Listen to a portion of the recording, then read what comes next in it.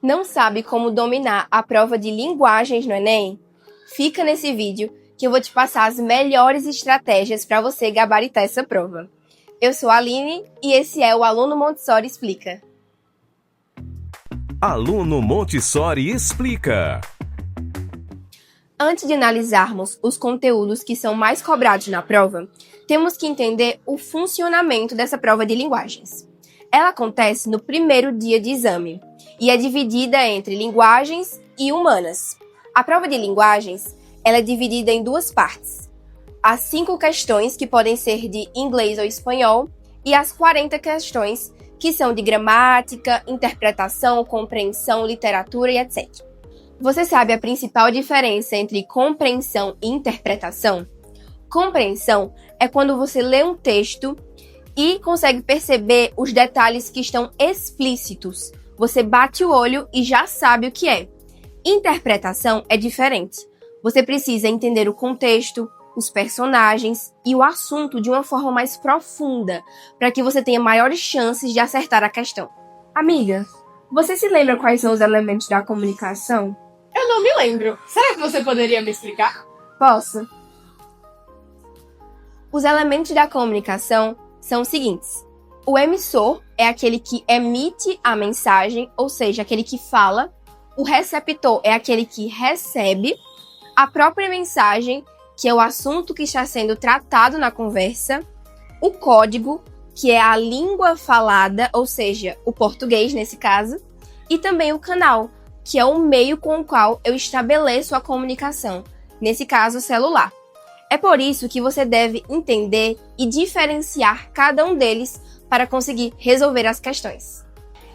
As funções da linguagem, que é o conteúdo mais cobrado na prova de linguagens do Enem, ela se baseia principalmente nos elementos da comunicação. Por exemplo, a função fática, ela enfatiza o canal, ou seja, ela vai falar muito sobre o meio com o qual você está se comunicando. Já a função emotiva, ela fala muito do emissor. Então, ela fala de sentimentos, de sensações e de percepções da pessoa que está falando. A metalinguística, ela explica o próprio texto.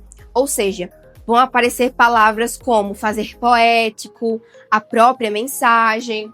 A referencial, ela fala do assunto. Ou seja, ela vai focar no que está sendo tratado no texto. A conativa, ou também apelativa, ela vai tentar persuadir o leitor.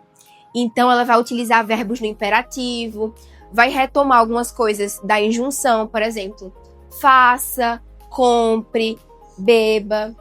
E a poética, ela foca no código, ou seja, ela foca num estilo mais estilístico, uma coisa mais decorativa, mais estrutural. E essas funções aqui são as principais para você conseguir gabaritar todas as questões desse assunto. Meu Deus, essa questão fala de tipo de gênero textual. Você não sabe diferenciar? Deixa que eu te ajudo. Existem 4 tipos textuais: a narração, a injunção, a descrição e a dissertação. A narração ela é caracterizada pela presença de personagens, enredo, história, tempo, espaço. A injunção ela é caracterizada pela presença de verbos no imperativo, como faça, colha, coma, veja. Já a descrição ela é caracterizada por palavras que descrevam o lugar, adjetivos. Por exemplo, esta prova é muito fácil. Já a dissertação ela fala sobre a sua opinião e ela pode ser expositiva ou argumentativa. A expositiva ela apresenta os dados, enquanto a argumentativa ela utiliza juízo de valor, ou seja, a sua própria opinião explícita no texto. E os gêneros textuais? Eles são os exemplos dos tipos textuais que eu já citei. Como, dentro do tipo narrativo, nós temos a crônica, o conto, a fábula. Dentro do descritivo, nós temos o diário.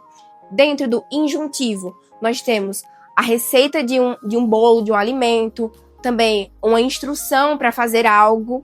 E dentro do dissertativo, que pode ser argumentativo ou expositivo, nós temos a redação do Enem, o artigo de opinião. E esse foi o vídeo, pessoal. Espero que essas dicas possam ajudar muito vocês na resolução da prova de linguagens no Enem. Espero que tenham gostado.